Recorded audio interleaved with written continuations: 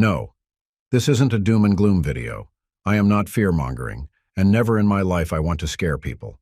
But let's face it, just take a look at what's happening around us and zoom it on a global scale. Doesn't it feel that a single mistake can turn this world into a darn mayhem? Well, if you are seeing things the way I do, then you might need to stack up your arsenal. Hey, this is your boy Ted from Line 45, and today I'll be introducing some of the most effective firearms that you can use in situations where you need to defend yourself and your family against threats. These guns are combat efficient, and in uncertain times like what we have right now, these weapons could become lifesavers. But first, let me do this quick plug. Hit the like and subscribe button. All those buttons you can see below. I know it feels like a hassle, but those simple clicks mean a lot for my channel. Now let's get back to the good stuff. Bolt-action rifle. A bolt-action rifle is perhaps the worst type of gun for home defense.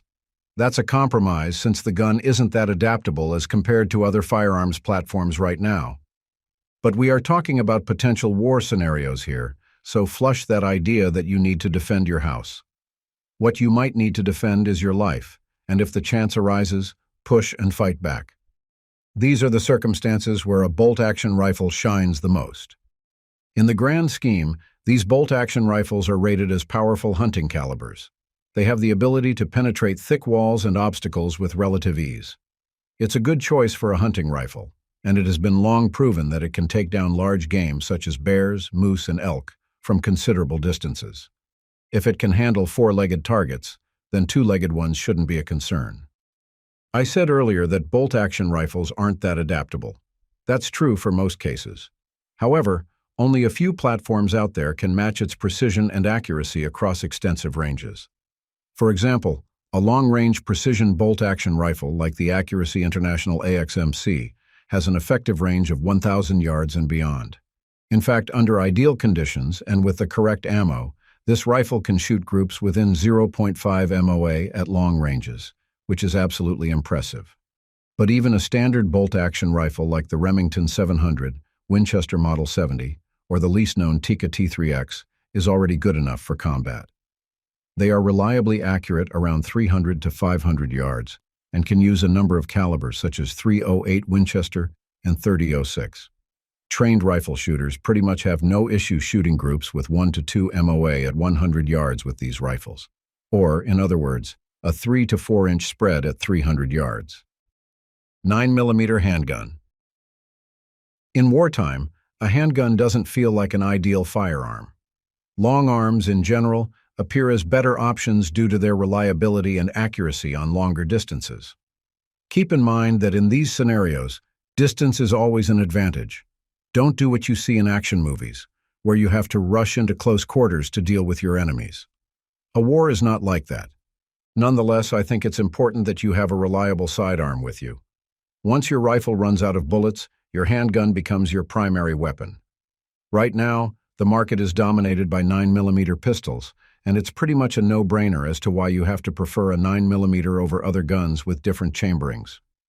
Of course, you can argue that a 45 ACP or 10mm ammo offers better stopping power than a 9mm. But we need to be practical here. Those guns are good, but the 9mm is more available than them. It's not that difficult to hoard boxes of 9mm ammo as compared to other larger calibers.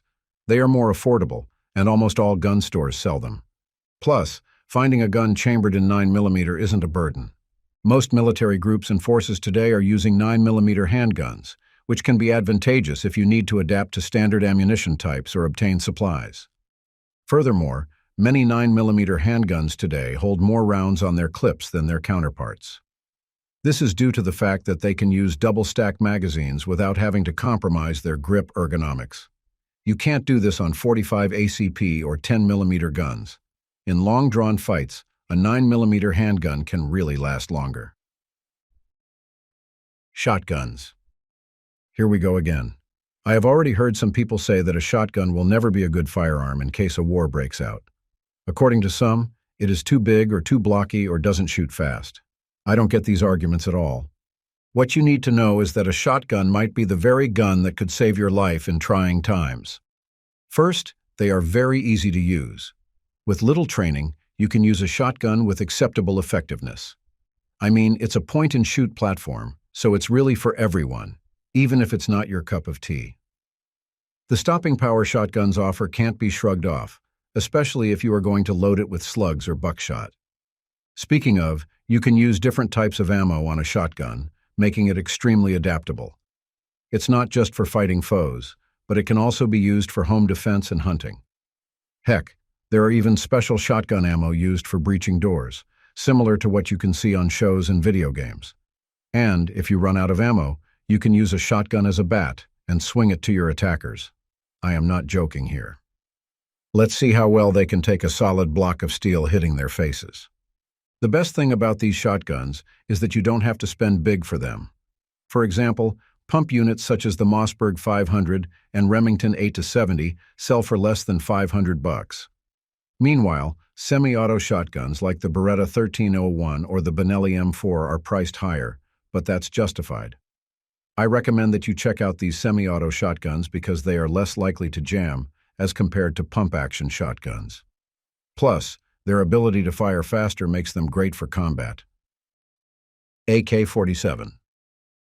If a war becomes a reality, I think it's good to have something you can rely on when the going gets tough. And for this particular purpose, an AK-47 might be the very tool that you need. Yeah, I know. Depending on where you are watching this, there's a good chance that your country might be at odds with the birthplace of the AK-47.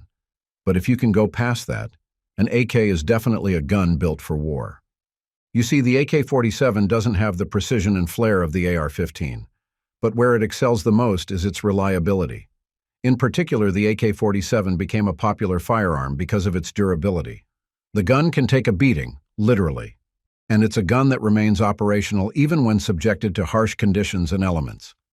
I am talking about being buried in the mud and exposed in high temperatures types of scenarios here. The reliability of the AK-47 is also due to its straightforward design.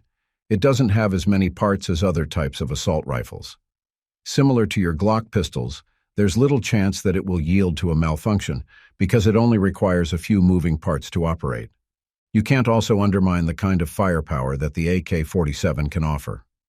Most of the AKs you see are chambered in 7.62 by 39 mm, and this particular ammo excels in eliminating targets at close and medium distances. In terms of capacity, a typical AK-47 holds around 30 to 40 rounds, and this eliminates the need to reload every damn time. In life-and-death scenarios, more rounds may mean a higher chance of survival. I'm not that particular when it comes to the ownership regulations of AK-47. But if it's allowed in your state, and you can handle all the paperwork and fees, there are several good options to choose from. The best one that I know is probably the Arsenal SAM. It's a little bit expensive, but it's an AK-47 on steroids. If you want an American-made AK, then you should check out the PSAK-47 GF3, and for those who want to get close to home, there's nothing that can beat a good old Zastava ZPAP M70. AR-15. Investing in AR-15 today is practical and necessary. A civilian like me currently owns 3 ARs, and I'm pretty sure that these are the guns I won't let go of because of their combat effectiveness. It's easy to see why they are effective in self-defense scenarios, even in extreme situations like wartime. The first and most obvious reason. The AR-15 typically shoots 5.56 NATO and .223 Remington rounds. Aside from their impressive ballistic performance, both the .223 Rem and 5.56 are easy-to-find ammo. They are very available, so you can have a huge stock of them without spending too much. Plus, they are versatile enough to be used not only to take down threats, but also to hunt and clear your properties from varmints. There's also the fact that AR-15s are modular. You can customize them easily due to the fact that most of their components are swappable. From the stocks and handguards down to the barrels and optics, you can tailor-fit your ARs to respond to your current demands or requirements. It's one of the features that made me enjoy collecting AR-15s, and right now, this enjoyment might just become a form of necessity. Accuracy is also a strong argument here. A lot of guns these days are accurate, but if you want no BS accuracy, the AR-15 can give you just that. The semi-auto, gas-operated mechanism of these assault rifles stabilizes your shots. It operates cleanly without the harrowing recoil that could mess up your chances of survival and fighting back. And when it comes to these ARs, the distance isn't usually an issue, especially if they are properly equipped. I am confident that I can use my AR-15s to hit targets up to 500 yards, so if you just have the right setup and proper training, such a feat isn't impossible. The DDM-4V7 is a highly recommended complete AR-15. It's pricey, but it really gets the job done. However, there are other great options to check out, such as the Palmetto State Armory Complete AR-15s or the Anderson Frontline QR-16. That's it for now. Thanks for watching. If you liked this video, please hit the subscribe button and notification bell. Just press all the buttons. Those little clicks are free, but they help the channel a lot. Stay sharp, stay safe, and remember, it's not just about the shot, it's about mastering the craft. Until next time, lock and load.